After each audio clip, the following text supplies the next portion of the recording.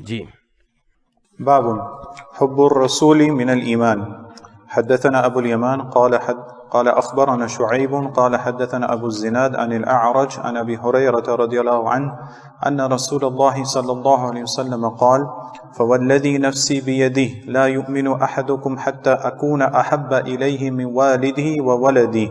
حدثنا يعقوب بن إبراهيم قال حدثنا ابن علية عن عبد العزيز بن الصحيب عن أنس عن النبي صلى الله عليه وسلم وحدثنا آدم قال حدثنا شعبة عن قتادة عن أنس قال قال النبي صلى الله عليه وسلم لا يؤمن أحدكم حتى أكون أحب إليه من والده وولده والناس أجمعين.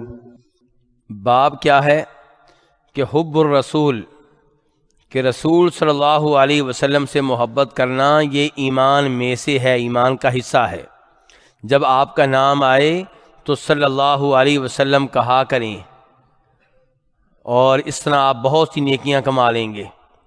اگر کسی بھائی کو یہ حدیثیں سمجھ نہیں آ رہی تو آپ کا نام سن کر کم از کم صلی اللہ علیہ وسلم پڑھنا شروع کر دے تو بڑی نیکیاں آپ اکٹھی کر لیں گے. حدیث پڑھنے کا یہ ایک ہلکا سا فائدہ ہے، ورنہ حدیث پڑھنے کے بڑے فوائد ہیں. تو یہاں پہ امام بخاری نے باب کیا باندھا ہے، ہیڈ لائن کیا قائم کی ہے کہ آپ علیہ الصلوۃ والسلام سے محبت کرنا یہ ایمان کا حصہ ہے، ایمان میں سے ہے. آگے وہ حدیث سند بیان کرتے ہیں، کہتے ہیں حدثنا ابو الیمان، کہ ہمیں حدیث بیان کی ابو الیمان نے. یہ کون ہے؟ الحکم بن نافع الحمصی. ہمس شام کا شہر ہے، دمشق شام کا شہر ہے. اور انہوں نے حدیث کس سے لی ہے؟ قال، وہ کہتے ہیں اخبرنا، ہمیں حدیث کی خبر دی کس نے؟ شعیب بن ابو حمزہ الحمصی نے. پہلے راوی بھی ہمسی، دوسرے بھی کیا ہوئے؟ ہمسی. اور وہ کہتے ہیں حدثنا ابو الزنادی، کہ ہمیں حدیث بیان کی ہے عبداللہ بن ذکوان القرشی نے. اور انہوں نے حدیث کس سے لی ہے؟ عن الاعرج، عبد الرحمن بن ہرمز الاعرج سے. اور انہوں نے کس سے حدیث لی ہے؟ ابو ہریرہ رضی اللہ تعالیٰ عنہ سے. ابو ہریرہ کا کیا نام ہے؟ کون بتائے گا ان کا نام؟ عبد الرحمن بن صخر. ان کے نام کے بارے میں کافی اختلاف ہے، اور سب سے مشہور قول یہ ہے کہ ان کا نام تھا عبد الرحمن بن صخر. اور یہ صحابہ کرام میں سب سے آگے ہیں احادیث بیان کرنے میں. صحابہ کرام میں اگر کسی کو آپ کہنا چاہتے ہیں امیر المؤمنین فی الحدیث تو کس کو کہیں گے؟ ابو ہریرہ رضی اللہ تعالیٰ عنہ کو. مسلمان کس سال ہوئے ہیں یہ کون بھائی بتائے گا؟ سن 7 میں. سن 7 ہجری میں مسلمان ہوئے. اور نبی علیہ الصلوۃ والسلام کب فوت ہوئے ہیں؟ 11 ہجری. صرف 3 سال اللہ کے رسول کے ساتھ رہے ہیں اور احادیث بیان کرنے میں سب سے آگے ہیں. اور لوگ کہا کرتے تھے ابو ہریرہ بڑی حدیثیں بیان کرتا ہے جی. تو ابو ہریرہ کو پھر ایک دفعہ بولنا پڑ گیا، تم بڑا شور ڈالتے ہو، ابو ہریرہ بڑی حدیثیں بیان کرتا ہے، سن لو کیا وجہ ہے کیوں بیان کرتا ہے. ابو ہریرہ اس لیے سب سے حدیثیں بیان کرتا ہے کہ میرے مہاجر بھائی وہ کاروبار کرتے تھے، بازار جاتے تھے، تجارت کرتے تھے. میرے انصاری بھائی ان کی زمینیں تھیں، ان کے باغات تھے، ان کی فصلیں تھیں، کھیتی باڑی میں مشغول رہتے تھے. اور ابو ہریرہ 2 لقمے کھا کے مسجد میں رہتا تھا کہ اللہ کے رسول علیہ الصلوۃ والسلام جب بھی کو بولیں گے میں محفوظ کر لوں گا، کوئی حدیث بیان کریں گے میں یاد کر لوں گا. تو ایک وجہ یہ ہے کہ میں اللہ کے رسول کے ساتھ رہا ہوں، میں نے اس کے لیے قربانی دی ہے کاروبار کی. حدیث کے لیے قربانی کس کی دی ہے؟ آپ میں سے بھی کئی بھائی ہو سکتا ہے کوئی تھوڑی سی چھٹی کر کے آئے ہوں، تو میں اس لیے سنا رہا ہوں، آپ کو حوصلہ دے رہا ہوں کہ لوگوں نے پوری زندگی کے کاروبار کی قربانیاں دی ہیں. آپ تو ایک دن کی دے رہے ہیں، مجھے امید ہے کہ آئندہ بھی دیتے رہیں گے. جب بھی کوئی دورہ ہو، آج میں آیا ہوں، مہینے 2 مہینے کے بعد شاید کوئی اور شیخ صاحب آئیں، تو جس بھی عالم دین کا دورہ ہو علم لینے کے لیے آیا کریں، قربانی دیا کریں. تو ابو ہریرہ نے قربانیاں دی ہیں. اور کہتے ہیں دوسری وجہ یہ ہے کہ میں کیوں حدیثیں زیادہ بیان کرتا ہوں کہ ایک دفعہ نبی علیہ الصلوۃ والسلام نے مجھ سے کہا تھا ابو ہریرہ اپنی چادر پھیلاؤ. میں نے چادر پھیلائی، اللہ کے رسول علیہ السلام نے دعائیں دیں اور پھر مجھے کہا چادر اپنے جسم کے ساتھ لگا لو. اور دعا آپ نے یہ دی تھی کہ ابو ہریرہ بولنے نہ پائے، ابو ہریرہ بولنے نہ پائے۔ تو اللہ کے رسول کی جس کو دعا لگی ہو، جس کے لیے اللہ کے رسول نے دعا کی ہو، تو سب سے آگے کیوں نہ ہو۔ تو ابو ہریرہ یہ ہیں صحابہ کرام میں سے سب سے آگے احادیث کے بیان میں۔ کہتے ہیں کہ نبی علیہ الصلوۃ والسلام نے فرمایا فوالذی نفسی بیدی، اس ذات کی قسم جس کے ہاتھ میں میری جان ہے۔ آپ غور کر رہے ہیں، اللہ کے رسول نے قسم اٹھائی ہے کس کی؟ اللہ کی، لیکن یہ نہیں کہا براہ راست اللہ کی، کہتے ہیں اس ذات کی قسم جس کے ہاتھ میں میری جان ہے۔ اپنا نام لے کے قسم کس کی اٹھائی ہے؟ تو سیدھا یہ کیوں نہیں کہہ دیا کہ مجھے قسم ہے میرے نالین کی، میرے جوتوں کی، مجھے قسم ہے میری زلفوں کی، مجھے قسم ہے میرے چہرے کی، مجھے قسم ہے میرے ہاتھوں کی، مجھے قسم ہے میرے دانتوں کی۔ نبی علیہ الصلوۃ والسلام نے کبھی بھی صحابہ کرام کو یہ نہیں سکھایا کہ میری قسم اٹھایا کرو۔ آپ نے ہمیشہ صحابہ کرام کو یہ تعلیمات دی ہے کہ قسم جب بھی اٹھاؤ کس کی اٹھاؤ؟ اللہ کی قسم اٹھاؤ۔ اس لیے دیکھیں آپ اپنا نام استعمال کرتے اور قسم پھر بھی اللہ کی اٹھاتے کہ اس ذات کی قسم جس کے ہاتھ میں میری جان ہے۔ اور جناب عائشہ کیا قسم اٹھایا کرتی تھی جانتے ہیں؟ نبی علیہ الصلوۃ والسلام نے ایک دفعہ جناب عائشہ سے کہا تھا، بڑی پیاری حدیث ہے، سنیے گا دھیان سے۔ کہا تھا عائشہ مجھے پتہ چل جاتا ہے جب تم میرے اوپر ناراض ہوتی ہو۔ کہا اللہ کے رسول آپ کو کیسے پتہ چلتا ہے؟ کہا جب تم میرے اوپر راضی ہوتی ہو نا، پھر کہتی ہو رب محمد کی قسم صلی اللہ علیہ وسلم۔ کس کی قسم؟ محمد کی قسم نہیں، محمد کے۔ دیکھیے اگر گنجائش ہوتی آپ کی قسم اٹھانے کی تو جناب عائشہ کہتی محمد کی قسم، لیکن کیا کہا کرتی تھی؟ رب محمد کی قسم۔ اور جب تم میرے اوپر ناراض ہوتی ہو پھر کہتے ہو ابراہیم علیہ السلام کے رب کی قسم۔ اچھا پھر بھی قسم ابراہیم علیہ السلام کی نہیں، کس کی؟ ابراہیم علیہ السلام کے رب کی قسم۔ ترمذی شریف کی حدیث ہے، جناب عبداللہ بن عمر رضی اللہ تعالیٰ عنہما کے سامنے کسی نے کعبہ کی قسم اٹھائی، عبداللہ بن عمر ناراض ہوئے اور کہا کعبہ کی قسم نہ اٹھاؤ، رب کعبہ کی قسم اٹھاؤ۔ کعبہ بہت عظیم ہے لیکن ہے مخلوق، ہمارے نبی بہت عظیم ہیں لیکن مخلوق ہیں۔ قسم کس کی اٹھانی ہے؟ خالق کی۔ قسم کس کی اٹھانی ہے؟ تو کبھی بھی ماں کی قسم نہ اٹھائیں، کبھی بھی وطن کی قسم نہ اٹھائیں، کبھی بھی وطن کی دھرتی کی قسم نہ اٹھائیں، کبھی بھی وطن کے آئین کی قسم نہ اٹھائیں، کبھی بھی ماں کی قسم، رزق کی قسم، یہ ساری قسمیں ترک کر دیں۔ ان قسموں کی وجہ سے آپ کی توحید میں کمی آتی ہے۔ تو قسم جب بھی اٹھانی ہے اللہ تعالیٰ کی، یا اللہ کے ناموں کی، اللہ کی صفات کی، اللہ کے ہاتھوں کی قسم، اللہ کے ہاتھ اللہ کی صفت ہیں، اللہ کے کسی نام کی قسم جائز ہے کیونکہ اللہ کا نام ہے، وہ مخلوق نہیں ہے، وہ اللہ کا نام ہے، تو ان کی قسم اٹھا سکتے ہیں۔ حتیٰ کہ قرآن پاک کی جب قسم آپ اٹھاتے ہیں، دھیان سے سنیے گا مسئلہ، کیونکہ یہ پاک و ہند کے لوگ عام طور پہ قرآن پاک کی قسم اٹھاتے ہیں، ایسے ہی ہے نا جی۔ قرآن پاک کی قسم اٹھاتے ہوئے اگر آپ کے ذہن میں وہ کلام ہے جو اللہ کا اس کے اندر لکھا ہوا ہے، تو اللہ کا کلام اللہ کی صفت ہے، اللہ کا کلام کیا؟ اللہ کی، تو آپ اللہ کی صفت کی قسم اٹھا سکتے ہیں۔ لیکن اگر قرآن کی قسم اٹھاتے ہوئے آپ کے ذہن میں قرآن کے صفات ہیں ورقہ، قرآن کی سیاہی ہے، تو یہ سیاہی غیر اللہ ہے، یہ اللہ نہیں ہے، یہ صفحات اللہ نہیں ہے، غیر اللہ ہے، اور اس کی قسم اٹھانی جائز نہیں ہے۔ اور عام طور پہ مسلمان جو قسم اٹھا رہے ہوتے ہیں ان کے ذہن میں وہ ورقے ہی آ رہے ہوتے ہیں، آپ کے ذہن میں یہ نہیں ہوتا کہ اس کے اندر جو اللہ کا کلام لکھا ہوا ہے۔ اب بہتر یہ ہے کہ آپ نے جب قسم اٹھانی ہے تو اللہ کے کلام کی قسم اٹھائیں۔ اچھا اب یہاں پہ ایک اور مسئلہ ہے، وہ یہ کہ نبی علیہ السلام قسم اٹھا کے کہہ رہے ہیں کہ اس ذات کی قسم جس کے ہاتھ میں میری جان ہے، تم میں سے کوئی مومن نہیں ہو سکتا جب تک کہ مجھ سے محبت اپنی اولاد اور اپنے والدین سے بڑھ کر نہیں کرتا۔ یہاں پہ مسئلہ یہ پیدا ہوا کہ اللہ کے رسول سے کسی نے کہا تھا قسم اٹھائیں آپ، کیوں جی؟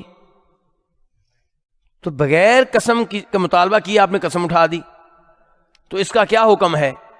ایک تو یہ ہے کہ کوئی آپ سے کہے جی قسم اٹھاؤ، پھر تو آپ کی مجبوری بن گئی، لیکن کسی نے آپ سے کہا ہی نہیں اور آپ خود ہی قسم اٹھانی شروع ہو گئے، تو میرے بھائی اگر کوئی بات اتنی اہمیت والی ہو جس کو آپ پکا کر کے بیان کرنا چاہتے ہوں تو آپ قسم اٹھا سکتے ہیں، چاہے کسی نے قسم کا مطالبہ نہ کیا ہو، کوئی بات نہیں۔ خصوصاً دین کی باتیں، آخرت کے بارے میں بتانا کہ آخرت آئے گی، اللہ کی قسم آئے گی، تو اس قسم کے امور پہ قسم اٹھائی جا سکتی ہے تاکہ بات سننے والے کو آپ کی بات کا یقین ہو جائے، چاہے اس نے قسم کا مطالبہ نہ کیا ہو۔ لیکن اس کو روٹین نہ بنائیں۔ اللہ کا نام بہت عظیم ہے، اس کو خاص خاص مواقع پہ استعمال کریں، بات بات پہ قسم اٹھائیں تو یہ مناسب نہیں ہے۔ اس کے بعد قسم اٹھانے کے بعد آپ نے پھر کیا کہا ہے کہ تم میں سے کوئی مومن نہیں ہو سکتا جب تک کہ مجھ سے اپنی اولاد اور والدین سے بڑھ کر محبت نہیں کرتا۔ نبی علیہ الصلوۃ والسلام تمام انسانوں میں سب سے افضل ہیں، سب سے اعلیٰ ہیں، سب سے مقدس ہیں، سب سے محترم ہیں۔ آپ سے محبت ہمارا دین ہے، اور اللہ کی ذات کے بعد سب سے زیادہ محبت آپ سے ہونی چاہیے۔ آپ سے بڑھ کر کسی اور سے محبت نہیں ہونی چاہیے، لیکن آپ سے محبت اللہ کی محبت کے بعد۔ اور آپ سے محبت آپ کی وجہ سے یا آپ سے محبت اللہ کی وجہ سے، یہ بھی مجھے بتائیں ذرا۔ آپ سے محبت اللہ کی وجہ سے، تو اصل کون ہوا؟ اللہ۔ اللہ کے رسول علیہ الصلوۃ والسلام سے ہماری محبت کس کی وجہ سے ہے؟ ہاں، مجھے افسوس ہے کہ اللہ کی محبت کے بارے میں کوئی بات نہیں کرتا، ایسے ہی ہے نا؟ تو سب سے زیادہ محبت تو اللہ سے ہونی چاہیے، جس نے ہمیں اللہ کے رسول کا امتی بنایا، جس نے اللہ کے رسول کو پیدا کیا، جس نے ہمیں دیگر نعمتیں دیں، مسلمان ہونے کا موقع دیا، مسلمان ہونے کی توفیق دی، رزق دیتا ہے، کھانا دیتا ہے، اولاد دی ہے، والدین دیے ہیں، بیگم دی ہے، گھر دیا ہے، تو سب سے زیادہ محبت اللہ سے، اور اللہ کے بعد سب سے زیادہ محبت اللہ کے رسول صلی اللہ علیہ وسلم سے۔ اچھا جی، اب آپ سے محبت کی علامت کیا ہے؟ یہ بتائیے ذرا مجھے۔ جی ہاں، آپ سے محبت کا پتہ تب چلے گا جب اللہ کے رسول کسی بات سے روک رہے ہوں اور آپ اللہ رکنا نہ چاہتے ہوں، لیکن اللہ کے رسول کی وجہ سے رک جائیں۔ کس کی وجہ سے رک جائیں؟ مثال کیا ہے اس کی؟ مثال کے طور پہ آپ کا دل چاہتا ہے کہ میری شلوار، میری چادر، میری ثوب ٹخنوں سے نیچے رہے، لیکن اللہ کے رسول کیا فرماتے ہیں؟ ٹخنوں سے اوپر رہے۔ اب آپ اللہ کے رسول کی بات مانتے ہیں اور اپنے دل کی خواہش کو پیچھے کر دیتے ہیں، تو آپ نے نبی علیہ الصلوۃ والسلام سے محبت کا ثبوت دے دیا ہے۔ آپ کا دل چاہتا ہے کہ بینک میں میرے پیسے پڑے ہوں اور کچھ کرنا نہ پڑے، ادھر سے منافع آتا رہے۔ آج کل سود کا نام کیا ہے جی؟ سود کا نام آج کل ہے پرافٹ، منافع۔ ہم سمجھتے ہیں کہ شاید نام تبدیل ہونے سے کوئی اللہ تعالیٰ بھی تبدیلی کر دیں گے، نہیں، شریعت ویسی ہی رہے گی۔ آپ نے نام تبدیل کر دیا ہے، اللہ تعالیٰ کے ہاں حکم اس کا وہی رہے گا۔ تو آپ کا دل چاہتا ہے کہ میرے پیسے بھی اس اکاؤنٹ میں ہوں جہاں منافع آتا ہے، سود آتا ہے، لیکن آپ اللہ کے رسول علیہ الصلوۃ والسلام کی بات مان کر سود نہیں لیتے، آپ نے نبی علیہ السلام سے محبت کا ثبوت دے دیا ہے۔ آپ داڑھی رکھتے ہیں اللہ کے رسول کی بات مان کر، تو آپ نے اللہ کے رسول سے محبت کا ثبوت دے دیا ہے۔ تو یہ یہاں سے پتہ چلتا ہے کہ آپ کو اللہ کے رسول سے محبت ہے یا نہیں، ورنہ تو ہر مسلمان کہتا ہے جی مجھے بڑی محبت ہے، لیکن مرضی اپنی دل کی خواہشات پہ چل رہا ہے، اللہ کے رسول کی کردار پیش نظر نہیں ہے، نہ چہرہ اللہ کے رسول والا، نہ اخلاق اللہ کے رسول والا، نہ نمازیں اللہ کے رسول والی، تو پھر میرے بھائی کس منہ سے دعویٰ ہے کہ میں اللہ کے رسول سے محبت کرتا ہوں؟ اس کے بعد ایک اور حدیث پڑھ لیں تو اس مسئلے کو مزید واضح کرتے ہیں، کیونکہ دوسری حدیث بھی اسی بارے میں ہے. پڑھیں جی. دوسری پڑھ چکے ہیں آپ؟ جی دوسری بھی پڑھ چکے ہیں. اس کی سند ہم دیکھتے ہیں اب. حدثنا یعقوب بن ابراہیم الدورقی، امام بخاری کہتے ہیں ہمیں یہ حدیث بیان کی ہے یعقوب بن ابراہیم الدورقی نے. میرے بھائیوں کو احساس ہو رہا ہے آپ کو کہ نہیں کہ ہمارے پاس کتنا عظیم علم ہے، کہ نبی علیہ الصلوۃ والسلام کی ایک ایک بات کیسے محفوظ کی ہے علماء کرام نے. ہر بات سے پہلے بیان کرتے ہیں کہ یہ بات ہم نے کن سے لی ہے. اور دیگر اقوام کے پاس تو آسمانی کتابیں محفوظ نہیں رہ سکیں، ان کے نبیوں کے اقوال کیا محفوظ رہیں گے. یہ اللہ نے فضل و کرم کیا ہے اس امت محمدیہ پہ کہ اس عظیم امت کے نبی کے اقوال محفوظ، بلکہ صحابہ کرام کے اقوال بھی بہت سارے محفوظ، تابعین کے بھی محفوظ سند کے ساتھ. اور یہ علم صرف مسلمانوں کے پاس ہے، کسی قوم کے پاس نہیں ہے. کون سا؟ حدیث بیان کرنے والے راویوں کی چیکنگ کا، کہ جو حدیث بیان کرتے ہیں یعقوب بن ابراہیم دورقی، یہ 5-6 آدمی جو ہر حدیث سے پہلے آتے ہیں، ان کا معیار کیا تھا؟ یہ امانت و دیانت میں کیسے تھے؟ سچ بولنے والے تھے کہ جھوٹ بولنے والے تھے؟ ان کا حافظہ کیسا تھا؟ کیسے لوگ تھے یہ؟ ان سب کی سیرت، ان کا کردار، ان کی زندگی بھی مسلمانوں نے محفوظ کر لی ہے. یعنی کہ اللہ کے رسول کی زندگی تو محفوظ ہونی تھی، جنہوں نے اللہ کے رسول کے اقوال بیان کیے ان کی زندگیاں بھی محفوظ ہو گئیں، آج تک محفوظ ہیں. اور یہ علم مدرسوں میں پڑھایا جاتا ہے. اسی وجہ سے تو ہم کہتے ہیں یہ روایت صحیح ہے، یہ روایت ضعیف ہے، کیونکہ ضعیف روایت کا مطلب یہ ہے کہ اس میں کوئی ایسا راوی آ گیا ہے جس کا حافظہ کمزور تھا. اب ہم کہتے ہیں اس کا حافظہ کمزور ہے تو بھائی ہمیں اعتبار اٹھ گیا، ہو سکتا ہے حدیث میں غلطی کر دی ہو اس نے کوئی. ایسی کسی کے بارے میں پتہ چلا کہ یہ فاسق و فاجر تھا، جھوٹ بول لیا کرتا تھا، حدیث مشکوک ہو گئی، کیونکہ جو جھوٹ بول لیا کرتا ہو سکتا ہے حدیث اس نے جھوٹی بنا لی ہو کوئی. تو ان راویوں کو چیک کیا گیا، اور ہر حدیث سے پہلے راوی بیان کرتے ہیں. امام بخاری دیکھیں، کہتے ہیں ہمیں حدیث بیان کی یعقوب بن ابراہیم الدورقی نے. وہ کہا کرتے تھے حدثنا ابن علیہ، کہ ہمیں حدیث بیان کی ہے علیہ کے بیٹے نے. علیہ عورت کا نام ہے. کس کا نام ہے؟ تو یہ جو ہیں، یہ آدمی جو ہیں، یہ راوی جو ہیں، یہ عورت کی طرف یعنی کہ ان کی نسبت ہے. تو ان کا نام ویسے ہے کیا؟ ان کا نام ہے اسماعیل بن ابراہیم. اپنا نام اسماعیل، باپ کا نام ابراہیم، اور علیہ کسی عورت کا نام ہے. تو یہ اسماعیل بن ابراہیم ہیں، لیکن ابن علیہ کے نام سے مشہور ہیں. اور محدثین جو ہوتے تھے نا، وہ پھر زیادہ تر ایسا نام استعمال کرتے تھے. کیوں؟ کیونکہ اسماعیل بن ابراہیم تو بہت ہیں، ابن علیہ کوئی ہوگا، تو پھر وہ یہ نام زیادہ استعمال کرتے ہیں، ابن علیہ. اچھا، وہ حدیث کس سے روایت کر رہے ہیں؟ عبدالعزیز ابن صہیب، عبدالعزیز ابن صہیب سے. اور وہ کس سے روایت کرتے ہیں؟ انس ابن مالک رضی اللہ تعالیٰ عنہ سے. کتنے واسطے ہیں جی؟ 4. تو کون سی حدیث ہوئی؟ رباعی. میں نے کل بھی کہا تھا، آپ سوچ نہیں سکتے کہ محدثین کو کتنی خوشی ہوتی تھی جب وہ کسی حدیث کو بیان کرتے ہوئے ایک راوی کو کم کرنے میں کامیاب ہو جاتے تھے. اور وہ کیسے کم کرتے تھے پتہ ہے آپ کو؟ یہ بھی سن لیں. مثال کے طور پہ امام بخاری کے پاس ایک حدیث ہے نبی علیہ السلام سے، لیکن اس میں 6 واسطے ہیں، 7 واسطے ہیں، 8 واسطے ہیں.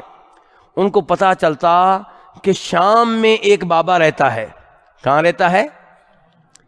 اگر میں اس کے پاس حدیث سن لوں تو جس سے میں نے حدیث لی ہے وہ تو اس کا بھی استاد ہے. تو جب وہ حدیث جو میں مدینہ والے استاد سے بیان کرتا ہوں، اگر میں وہ شام والے راوی کے پاس پہنچ کر حدیث سن لوں تو پھر مجھے مدینہ والے راوی کا حوالہ نہیں دینا پڑے گا نا، اور واسطہ کام ہو جائے گا کہ نہیں ہو جائے گا؟ اس کام کے لیے وہ شام کا سفر کرتے تھے، ایک راوی کو کم کرنے کے لیے. مہینے کا سفر کس کام کے لیے؟ ایک راوی کو کم کرنے کے لیے. تو یہ یہاں پہ 4 واسطے ہیں. اچھا، اس کے بعد کیا لکھا ہوا آگے بتائیں گے مجھے؟ ہاں، کیا لکھا ہوا ہے؟ ہاں. آپ نے لفظ سنا ہے کبھی عربیوں سے تحویلہ؟ تحویلے کو کیا کہتے ہیں جی انگلش میں؟ جو فون کرتے ہیں تو آگے کہتے ہیں تحویلہ. جی ہاں، ایکسٹینشن، یہ لفظ بولتے ہیں شاید. اچھا، عربی میں اس کو کیا کہتے ہیں؟ تحویلہ یعنی کہ منتقل کر دینا. کیا کر دینا؟ یعنی کہ امام بخاری کہتے ہیں میں حدیث بیان کرنے لگا تھا، لیکن حدیث بعد میں بیان کروں گا، مجھ سے حدیث کی ایک اور سند لے لیں، یہی حدیث 2 سندوں کے ساتھ میرے پاس موجود ہے.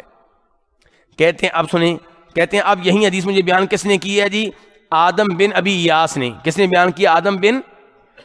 آدم بن ابی ایاس الاسقلانی، مصر کے. انہوں نے کس سے حدیث لی ہے؟ شعبہ سے، شعبہ بن حجاج الواسطی. انہوں نے کس سے لی ہے؟ قتادہ سے. انہوں نے کس سے لی ہے؟ دیکھیں پچھلی حدیث میں بھی انس بن مالک تھے، یہاں بھی انس بن مالک ہیں، لیکن انس بن مالک سے حدیث لینے والے پہلی سند میں کون تھے؟ عبدالعزیز بن صہیب، اور دوسری سند میں کون ہے؟ قتادہ. اور عبدالعزیز بن صہیب سے لینے والے ابن علیہ، یعقوب بن ابراہیم دورقی، اور ادھر شعبہ اور آدم بن ابی ایاس. تو ایک حدیث کی 2 سندیں، تو حدیث پہ جو یقین ہے مزید بڑھ گیا. بڑا کہ نہیں بڑا؟ مزید بڑھ گیا. اچھا، اور یہاں پہ راوی کتنے ہیں؟ یہاں پہ بھی 4 ہیں. اور حدیث کیا ہے کہ نبی علیہ السلام فرماتے ہیں لا یؤمن احدکم، تم میں سے کوئی مومن نہیں ہو سکتا، یعنی کہ کامل مومن نہیں ہو سکتا، یہاں تک کہ اکون میں ہو جاؤں احب الیہ، اس کے ہاں زیادہ محبوب، اس کے والدین سے بڑھ کر، اس کی اولاد سے بڑھ کر، اور تمام لوگوں سے بڑھ کر. یعنی کہ تم پکے مومن تب بن سکتے ہو جب تم مجھ سے محبت کرو تمام لوگوں سے بڑھ کر، اپنی اولاد سے بڑھ کر، اپنے والدین سے بڑھ کر. کیوں جی؟ نبی علیہ السلام ہمیں سب سے اولاد سے بڑھ کر پیارے ہیں، ہاں جی، والدین سے بڑھ کر پیارے ہیں. ایسے ہی ہے. یہ پتہ اس دن لگے گا جس دن والد صاحب کو ایسا حکم دیں گے جو گناہ پہ مشتمل ہو، اور ہم کہیں گے پیار کے ساتھ، گستاخی نہیں کریں گے، ویسے پیار کے ساتھ ابا جی معذرت، اللہ کے رسول کچھ اور کہہ رہے ہیں، میں نہیں مان سکتا. تب پتہ چلے گا کہ آپ کو والدین سے، اللہ کے رسول سے محبت والدین سے بڑھ کر ہے. مثال کے طور پہ والدین کہتے ہیں کہ بیٹا فلاں سودی بینک میں نوکری کر لو، آپ کہتے ہیں نہیں ابا جی، اللہ کے رسول نے روکا ہے. اس کا مطلب یہ ہے کہ اللہ کے رسول علیہ السلام سے محبت زیادہ ہے. بچے کہتے ہیں ابا جی یہ کام کریں، گھر میں یہ چیز لے کر آئیں، اور آپ جانتے ہیں وہ چیز شریعت کے لحاظ سے غلط ہے، تو وہاں پہ آپ بیٹوں سے عمادت کر کے اللہ کے رسول کو مقدم کرتے ہیں، تو واقعی آپ کو اللہ کے رسول سے محبت اولاد سے بڑھ کر ہے. اور اگر آپ کہتے ہیں جی کیا کروں، اولاد کی محبت کے ہاتھوں مجبور ہوں، تو پھر یہ کہنا چھوڑ دیں کہ مجھے اللہ کے رسول سے محبت ہے. پھر یہ کہنا چھوڑ دیں کہ مجھے اللہ کے رسول سے محبت ہے. اگر آپ کہتے ہیں کیا کروں جی، بیگم کی محبت کے ہاتھوں مجبور ہوں، تو پھر یہ کہنا چھوڑ دیں کہ مجھے اللہ کے رسول سے محبت ہے. پھر کہیں بیگم سے محبت ہے. اللہ کے رسول سے تو محبت اسے ہے، صحیح مومن تو وہ ہے جو اللہ کے رسول سے محبت کرے تمام لوگوں سے بڑھ کر، بیگم سے بڑھ کر، اولاد سے بڑھ کر، والدین سے بڑھ کر. تو محبت جو ہے اللہ کے رسول سے، یہ ایمان کا حصہ ہے. کس کا حصہ ہے؟ ایمان کا حصہ. اور یہ عمل ہے، محبت دل کا عمل ہے. محبت کیا؟ دل کا. محبت عمل ہے دل کا. تو اس کا مطلب یہ ہے کہ اعمال ایمان کا حصہ ہیں، اور اللہ کے رسول سے محبت ہماری کبھی کم ہوتی ہے، کبھی بڑھ جاتی ہے. ایسے ہی ہے نا، جب ہم اللہ کے رسول کو نظر انداز کر کے کوئی گناہ کرتے ہیں تب محبت ہماری کیا ہو جاتی ہے؟ کم ہو جاتی ہے. اور جب اللہ کے رسول کی محبت میں ہم دنیا کو قربان کر دیتے ہیں تب محبت، تو اس کا مطلب کیا ہوا کہ ایمان بڑھتا بھی ہے اور کم بھی ہوتا ہے.